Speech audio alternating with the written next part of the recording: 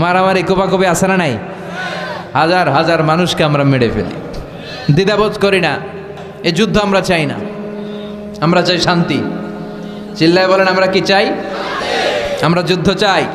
কেমন করে এরা সুযোগ পায়? আমরা একটা তাফসির মাহফিলের অনুমতি নিতে পারি না। আমরা হকের কথা বলি বিদায় আমাদের মাহফিলে 144 হয়ে যায়। গানের মাহফিলের সমস্যা নাই, গানের কনসার্টের সমস্যা নাই, নাচানাচিতে সমস্যা নাই, কিন্তু কোরআনের কথা বললে এক শ্রেণীর লোকের মধ্যে চুলকানি আছে না নাই? বিষ্ণু বলেছেন কাসরাতুল হারাজ, কাসরাতুল হারাজ, কিয়ামতের আগে হারাজ বেড়ে যাবে। কি বেড়ে যাবে? হ্যাঁ, কে কে কে? মারামারি কোপাকুপি আছে না নাই? হাজার হাজার মানুষকে আমরা মেরে ফেলি, দ্বিধাবোধ করি না। এই যুদ্ধ আমরা চাই না, আমরা চাই শান্তি। চিল্লায় বলেন আমরা কি চাই? আমরা যুদ্ধ চাই। যুদ্ধ নয় আরে যুদ্ধ নয়, নয় আর কোন তাজালা, সেই পৃথিবী আমাদের সকল মানুষের হোক নিরাপদ আবাস। সেই পৃথিবী আমাদের সকল মানুষের হোক নিরাপদ আবাস। We don't want to see any war in the whole world. We don't want to see any war in the whole world. যুদ্ধ নয় আর যুদ্ধ নয়, নয় আর কোন তাজালাশ, এই পৃথিবী আমাদের সকল মানুষের হোক নিরাপদ আবাস। এই পৃথিবী আমাদের সকল মানুষের হোক নিরাপদ আবাস। We don't want to see any war in the whole world. We don't want to see any war in the whole world. চিল্লায় বলেন ঠিক কি না? আমরা কোনো যুদ্ধ দেখতে চাই? আমরা কোনো যুদ্ধ দেখতে চাই না। একটার পর একটা যুদ্ধ বিগ্রহে হাজার হাজার মানুষ চলে যায়। বিষ্ণু বললেন কাসরাতুল হারাজ, কিয়ামতের আগে হারাজ বেড়ে যাবে। সাহাবীরা বললেন হারাজ কি? বিষ্ণু বললেন হাযা হুয়াল হারাজ, এটা বেড়ে যাবে। বিষ্ণু বললেন যিনি মারছে, বুলেট মারছে, তিনি নিজেও জানে না কেন মারছে, উপরের নির্দেশ। কথা কন, উপরের নির্দেশ আছে না নাই?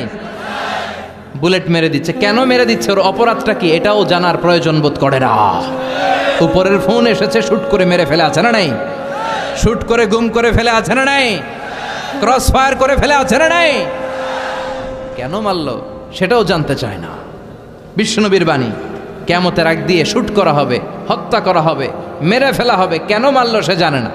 আবার যাকে মারা হলো সেও কেন মরলো সেও জানে না।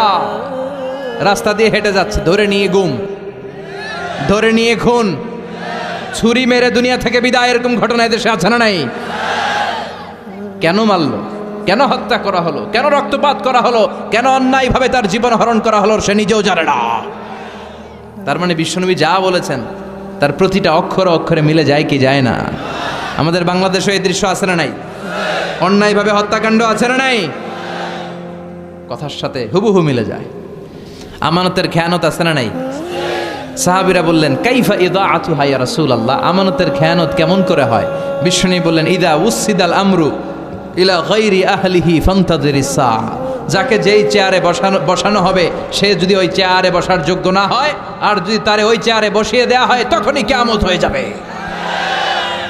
এখন এই আলামত আছে না নাই?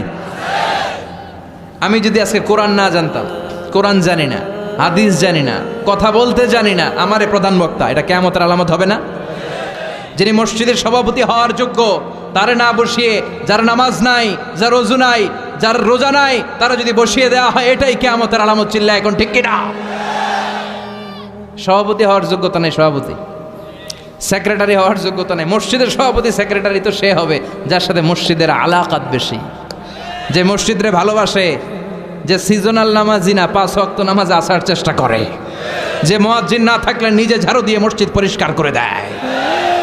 কথা কন। এখন এর উল্টো হইলেই তো আমানতের খেয়ানত।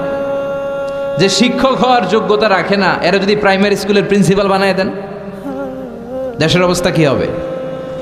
যে মন্ত্রী হওয়ার যোগ্যতা রাখে না, এরা যদি মন্ত্রী বানিয়ে দেন, যে এমপি হওয়ার যোগ্যতা রাখে না, এরা যদি এমপি বানিয়ে দেন, যে নেতা হওয়ার যোগ্যতা রাখে না, এর যদি নেতা বানায় দেন। যে ইমাম হওয়ার যোগ্যতা রাখে না, ওরা যদি ইমাম বানায় দেন, এটা কিয়ামতের আলামত। কথা কন। আবার তিরমিজির বর্ণনা বিশ্বনবী বলেন, ওয়াকানা জাইমুল কওমি আরযালাহুম, কিয়ামতের আগে সমাজের সবচেয়ে বড় চোর, বাটপার, বদমাশগুলো নেতা হয়ে যাবে। তাদের নেতৃত্ব মেনে নিতে হবে বাধ্য হয়ে। ভয়ে লোকজন তাদেরকে সালাম দিবে, অন্তরে তাদের জন্য কোনো ভালোবাসা খুঁজে পাওয়া যাবে না। প্রতিটা কথা বিশ্বনবী কেমন যেন বাংলাদেশ দেখে দেখে বলছেন। চিল্লা এখন ঠিক কিনা? আমানাত ওয়াল্লাযীনা হুম লিআমানাতিহিম ওয়া আহদিহিম রাউন। মুমিনের বৈশিষ্ট্য, মুমিন যদি প্রতিশ্রুতি দেয়, মুমিন যদি আমানত নেয়, ওই আমানতের খেয়ানত করে না। আমানত এটা একটা ব্রড বিষয়। আল্লাহ আমাকে সম্পদ দিয়েছে, এই সম্পদ আমার কাছে আমানত। আল্লাহ আমার ব্যক্তিত্ব দিয়েছে, এই ব্যক্তিত্ব আমার আমানত। আল্লাহ আমাকে ছেলে মেয়ে দিয়েছে, এটা আমার কাছে আমানত। আমার স্ত্রী আমার কাছে আমানত। যিনি মসজিদের ইমাম, পুরো মসজিদটা আপনার কাছে আমানত। যিনি হাই স্কুলের হেডমাস্টার, আপনার পুরো প্রাইমারি স্কুল, আপনার হাই স্কুল আপনার কাছে আমানত। যিনি চেয়ারম্যান, তার কাঁধের উপরে তার এলাকাটা আমানত। যিনি মেম্বার অব দ্য পার্লামেন্ট, পুরো নির্বাচনী এলাকাটা তার কাছে আমানত। যিনি প্রধানমন্ত্রী, পুরো দেশটা তার কাঁধের উপরে আমানত। যার দায়িত্ব যত বড়, তার আমানতও। আমানতের খেয়ানত করে, এটা মুনাফিকের লক্ষণ। কথা বলেন।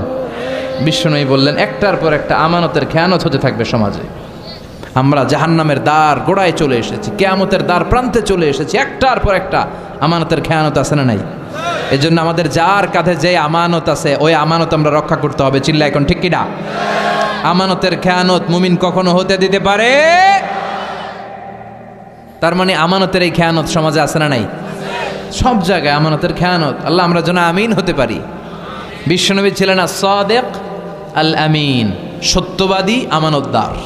বিশ্বনবীর এই দুইটা যদি কারো হৃদয়ে থাকে, তার নেতৃত্ব ছিনিয়ে নেওয়ার মতো দুঃসাহস কারো হতে পারে না। সত্যবাদী যদি হন, আর ট্রাস্ট অর্ডিনেন্স যদি থাকে, আমানতদারিতা, লিডারশিপ আপনার হাতে ধরা দিবে। চিল্লা এখন ঠিক কিনা? তার মানে আমানতের খেয়ানত এটাও সমাজে দেখা যাচ্ছে। এরপরে বিশ্বনবী বলেন, আত-তাজাউল ফিল বুনিয়ান, কিয়ামতের আগ দিয়ে লোকজন বড় বড় টাওয়ার বানানোর প্রতিযোগিতা শুরু করে দিবে। বড় বড় বিল্ডিং আছে না নাই? খালির প্রতিযোগিতা, কাঠটার থেকে বড় বানাতে পারে।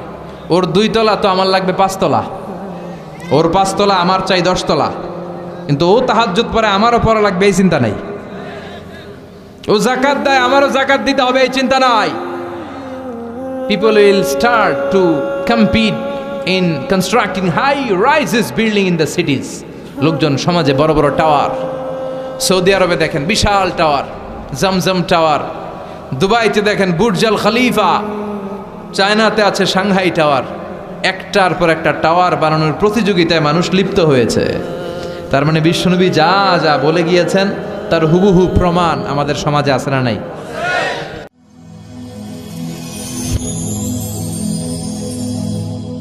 Rose TV 24. Enjoy by listening to the Holy Quran.